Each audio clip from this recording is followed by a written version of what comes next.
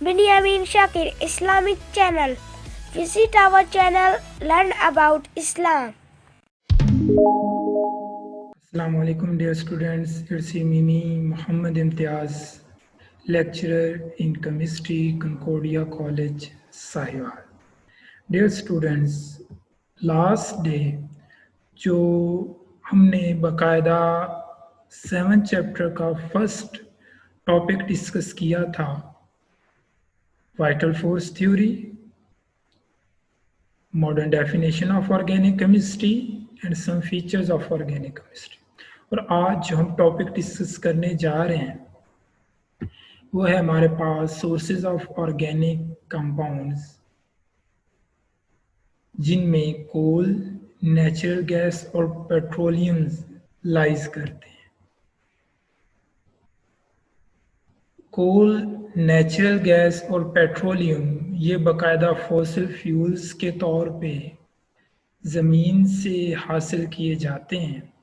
ये किस तरह से फॉसिल फ्यूल्स बनते हैं कि long period of time before plants and animals जो ज़मीन के अंदर दफन हो चुके थे, डिफरेंट केमिकल और बायोकेमिकल प्रोसेस की वजह से वो नेक्स्ट फॉसिल फ्यूल्स में कन्वर्ट हो गए।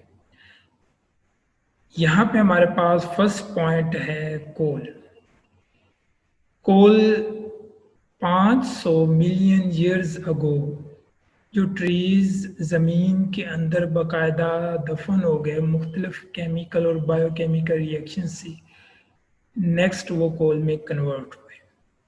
इसके लिए हमारे पास सबसे पहला जो इन ट्रीज और प्लांट्स पे प्रोसेस हुआ वो बैक्टीरियल और केमिकल रिएक्शंस थे, जो कि इस वुड को पीट में जिन्होंने कन्वर्ट कर दिया।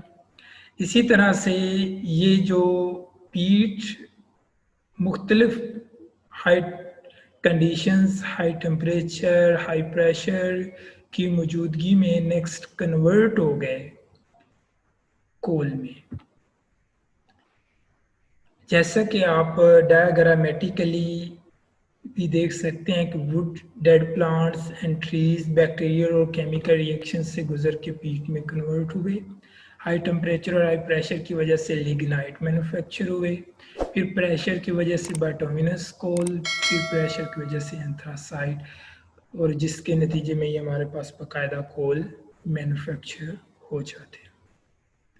जब भी बाकायदा कोल को एब्सेंस ऑफ एयर की मौजूदगी में हीट किया जाता है तो ये नेक्स्ट 3 तरह की सब्सटेंस में कन्वर्ट हो जाता है, जिसके लिए टेम्परेचर रेंज 500 से 1000 सेल्सियस तक होती है।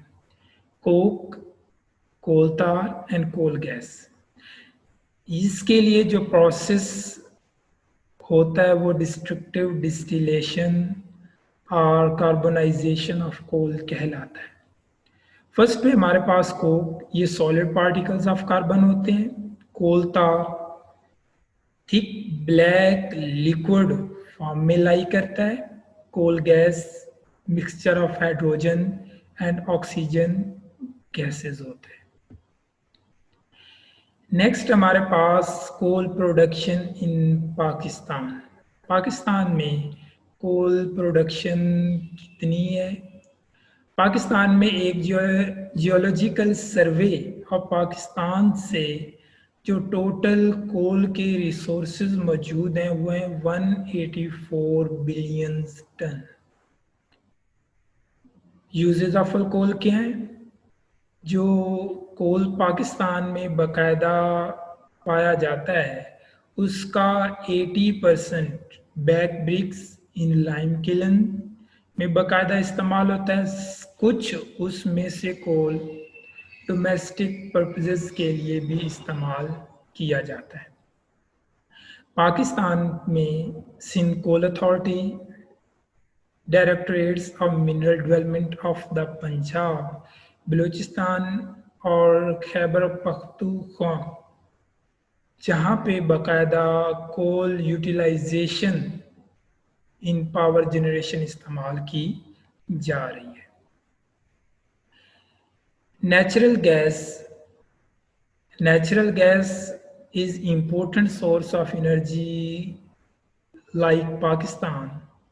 पाकिस्तान जैसे मुल्क जहाँ पे एनर्जी सोर्सेज कम हैं, वहाँ पे नेचुरल गैस एनर्जी सोर्सेज के तौर पे बड़े अहमियत का हामिल है। नेचुरल गैस की केमिकल कंपोजिशन क्या होती है?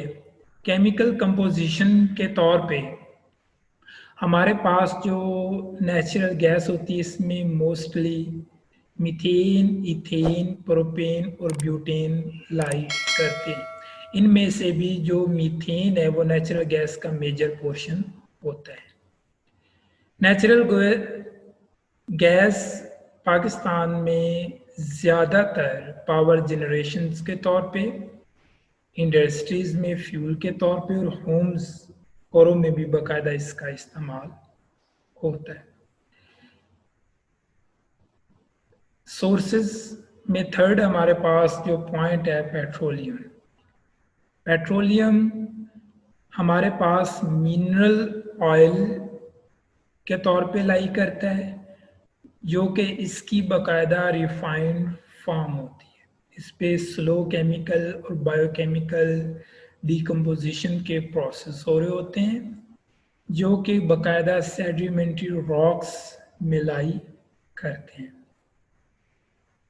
Crude oil, when mineral oil extracted from rocks, it appears like a liquid of blackish color known as crude oil. It is refined to get different petroleum fractions. Crude oil जब ज़मीन से बाकायदा इनको बाहर निकाला जाता है तो इसमें हमारे पास पेट्रोलियम के मुख्तलिफ पोर्शंस, मुख्तलिफ फ्रैक्शंस एक ही फॉर्म में एग्जिस्ट करती हैं, उनको बाकायदा क्रूड ऑयल का नाम दिया जाता है। इस क्रूड ऑयल को मुख्तलिफ ज़रूरियात के लिहाज से मुख्तलिफ पार्ट्स में डिवाइड किया जाता है, जिसके लिए फ्रैक्शनल डिस्टिलेशन का नाम देते हैं। डिस्टिलेशन की मदद से हम डिफरेंट बॉइलिंग पॉइंट के साथ मुख्तलिफ लिक्विड्स को हीट करके सेपरेट कर लेते होते हैं और इस तरह से उनकी बाकायदा जो हम फ्रैक्शंस को ऑब्टेन करते हैं, इसको फ्रैक्शनल डिस्टिलेशन का नाम दिया जाता है। ऑयल रिफाइनरीज इन पाकिस्तान।